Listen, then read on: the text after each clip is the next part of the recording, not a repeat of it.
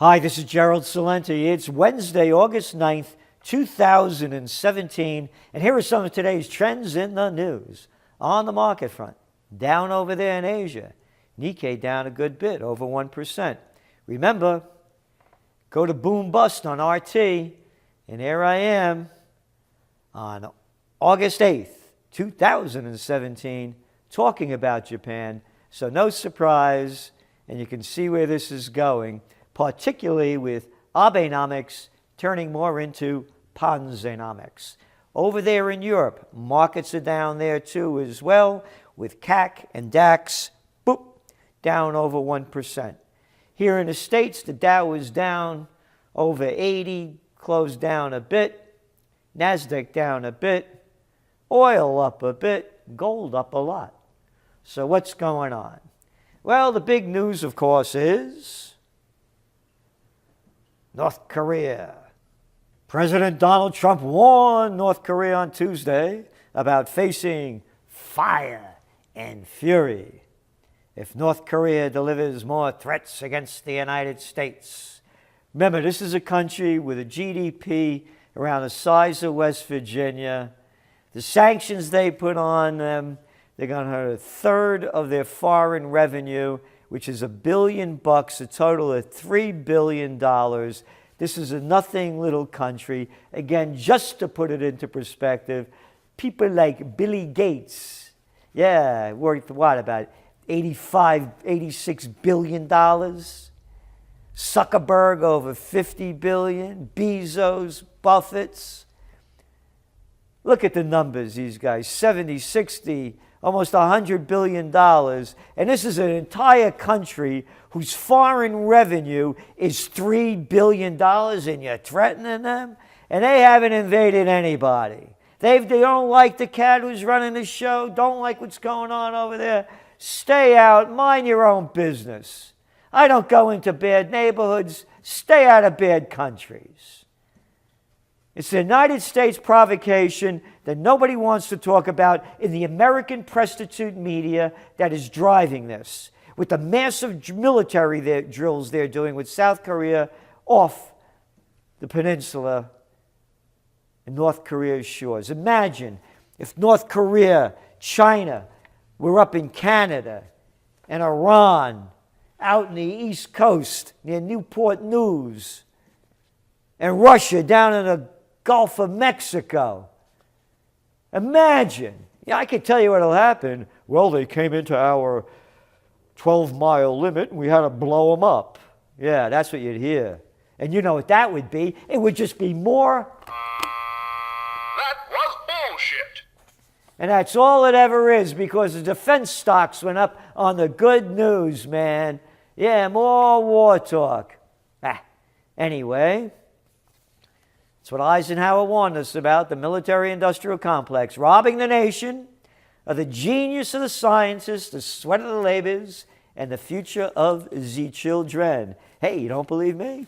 Here in New York, it's another wonderful day down in New York City. Yeah, day in Calcutta when you take the subway. Packed trains create cascade of peak delays. We're talking stuff over 100 years old.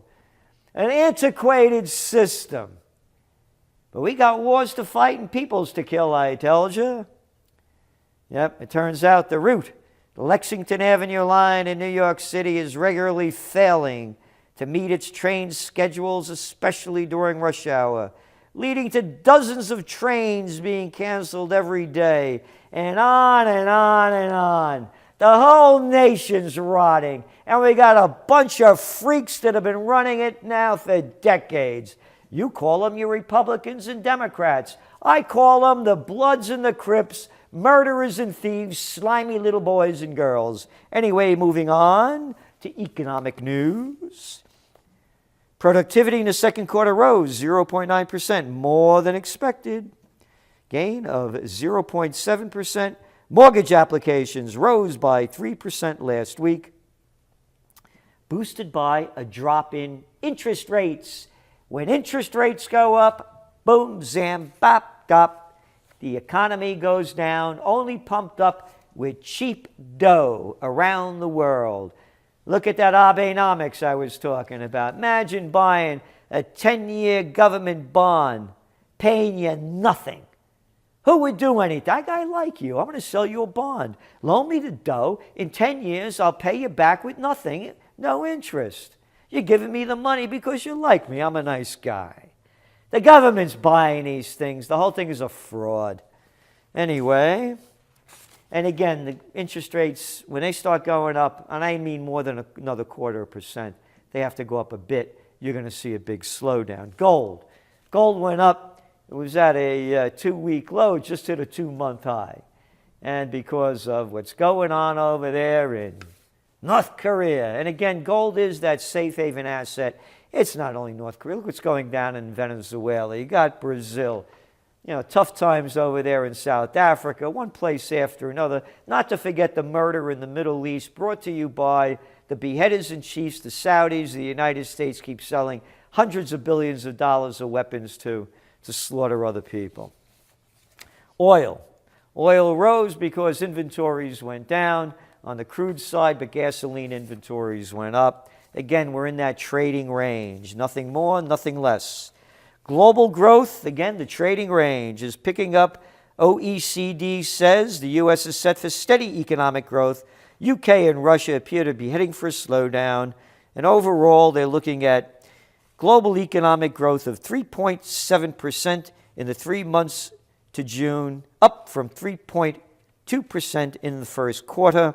In the United States, the leading indicator for the U.S. was unchanged at 99.7 for the third straight month. A reading below 100 indicates growth that is slower than normal. Hey, so I'm not really good at math, but I think 99 is less than 100. So growth here is basically flat. On to some other news. Here we go. The markets. U.S. blue chip profits surged despite stagnation of Trump reform push. I've never seen anything like this in my lifetime. Had to keep going after Trump every day. Trump isn't my kind of guy, but this is disgusting, the hatred that the prostitute media keeps building against him. And don't call it a liberal media. They're fascist, neocon, prostitute, low-life suck-ups who get paid to put out by their Washington Johns and their corporate whoremasters. So, infrastructure repair, tax reform, and deregulation has not happened under Trump, but the markets are going up because U.S. blue chip companies are poised to report the first back-to-back quarters of double-digit earnings growth since 2011, with 87% of companies in the S&P 500 reporting their earnings for the past quarter. A blend of actual results and analysis forecasts indicate that earnings rose 10.3% per share year on year, according to FactSet. Okay. 5 things the U.S. earnings season taught us. Little story here in the Financial Times. Here's what's driving the market up. Information technology, energy, fiscal services. Between them, they account for more than 70% of the growth in earnings for the S&P 500. We look at technology and we see well overvalued shares. We look at energy. Energy stocks went up because of the latest boost when OPEC decided to cut back on how much production they were going to put out for sale each day, cutting it back 1.8 million barrels a day. But that hasn't gone anywhere, but it boosted profits temporarily. And the other one, of course, financial services, because the banksters could still go out and steal all they want, and nobody stops them from doing dirty deals. But then you look on the consumer end, and it ain't so good. So, moving on to, that's number 2, the consumer market isn't doing so great. Number 3, the weaker dollar. That's right, companies in America are selling their stuff because it's cheaper to buy with countries with currencies that went up as the dollar went down. And the dollar's down now some 7% this year Again, it was up when Trump got elected, but since they've been talking him down, they've been talking the dollar down with it. And number 4, expectations of corporate tax reform are already influencing corporate decisions, and that's true, because we're going to get some kind of corporate payback, and you're going to see it happen. So that's what's driving the earnings season. And number 5, Trump is not as popular as he used to be. Now, it really has nothing to do with anything. But when you put it together and you see the lower dollar, surprise German exports fall stirs debate over strong euro. German exports fell in June, sliding 2.8% between May and June, the biggest fall since August 2015, and sparking debate over whether the Eurozone's recovery could be hindered by the region's increasingly strong currency. So the dollar's going for about, it's $1.18 now to the euro. And you go back to the Goldman Sachs gang, they said it was going to be a parity. Just didn't happen. So not everybody gets it right, and not everybody gets it wrong. But you can see where it's going. And I want to stay on this a bit with, again, to drive home the point about earnings. There's the gap, generally accepted accounting principles. That's what they're using now. But when you look at the ROIC, return on invested capital, measuring what they invested and the return they got on it, you don't see a 10% return. You see about a 4 to 5% decline over the last periods that they're talking about. So it's how you rig the numbers, and they're good at rigging numbers, just like they are good at starting wars and lying to you about it.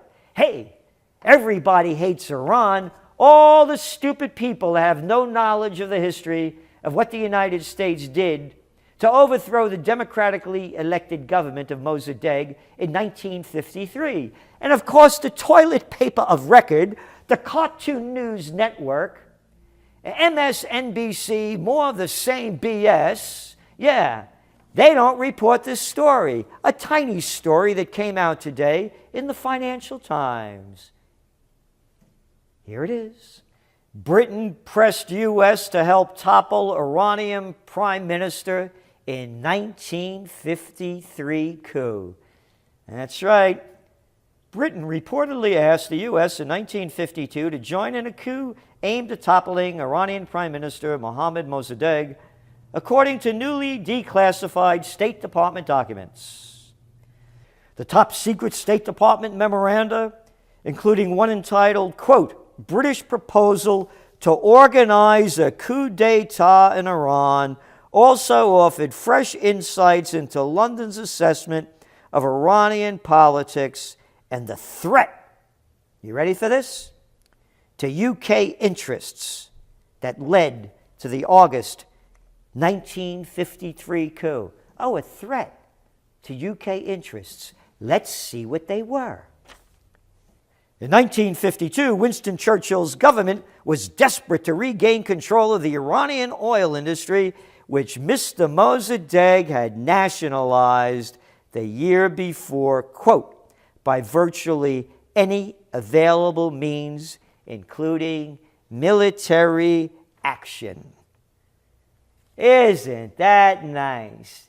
Get the oil back by any means. Oh, the British are so proper with their pinkies in the air and sipping tea, and how everybody loves that piece of crap Churchill, a goddamn murderer, launching a coup against a democratically elected government, a university professor, and people still hate the Iranians. After the United States, the MI6 and the CIA, the UK, and the Americans overthrew this government, slaughtered thousands of innocent people when they brought the Shah in. The Shah, yeah, the head of the peacock throne, the emperor in this life and for eternity, and all the bullshit that they kept spewing out. And little Jimmy Carter, oh, you little liberals over there, you remember when he went over there on New Year's Eve as the Iranian Revolution was going there, him and Rosalind, to suck up to the Shah?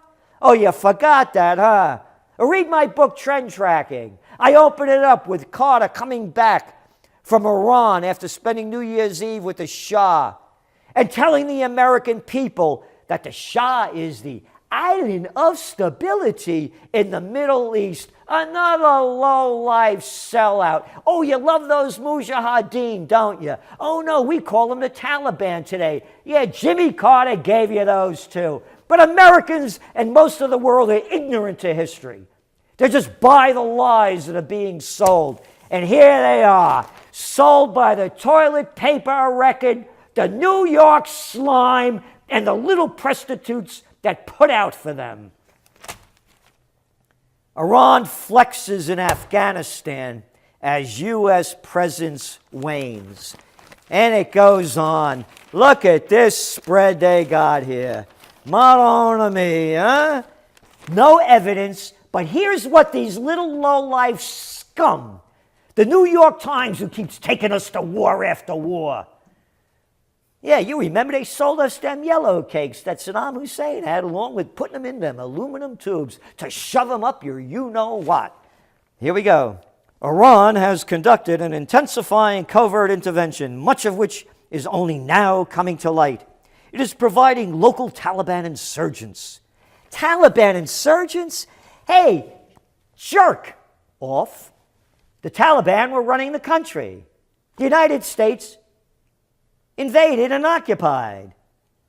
They're not insurgents. You is occupiers. But we're going to use that kind of language so you can get to hate the Taliban. Because, hey, I wonder what the Kardashians are doing today. You see Justin Bieber lately? Anyway, local Taliban insurgents with weapons, money, and training. It has offered Taliban commanders sanctuary and fuel for their trucks. It has padded Taliban ranks by recruiting among Afghan Sunni refugees in Iran. And you know who says this? We got the facts right here. According to Afghan and Western officials. That's it. That's the proof. Afghan and Western official assholes. This is what they're selling us. And the people buy it. Story about what the United States has done with the English to Iran never makes the news. Oh, yeah, but them Iranians, they are over there in Syria. That's right. Invited by Assad, duly elected by the people, according to the international observers, when the election was held, as opposed to the United States and the other foreigners that are in a sovereign nation against international law. But those are only the facts. And then finally, on a very important note, hackers post new HBO films and demand a hefty ransom. That's the kind of big news that the toilet paper of record runs, but they ignore that story. So who did it? Who did it? Well, we got the word from the officials, and we'll tell you who did it tomorrow. Because, hey, if you believe them, you'll believe anything. This is Gerald Salenti, and that's some of today's trends in the news.